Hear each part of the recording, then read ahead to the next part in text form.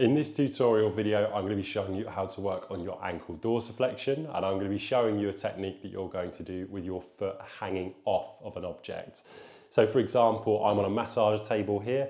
You could do this on anything. You could do it on the edge of a counter, edge of your bed, whatever you can find that mimics this position that I'm going to show you. So I'm going to be working on my right ankle's dorsiflexion.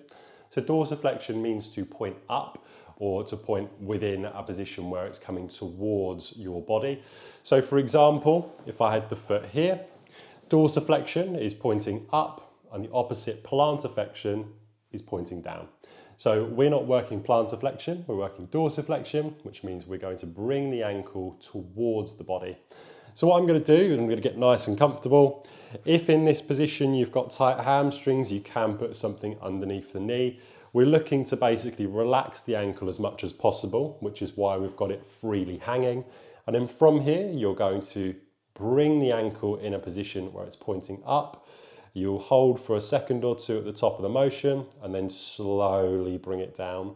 So you want to bring the ankle back down under control. You don't want to just flop the ankle down, and you should be controlling every single part of the movement.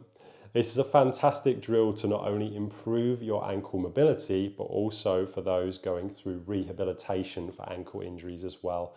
So you would repeat that for your desired amount of sets and repetitions before doing exactly the same on the other side.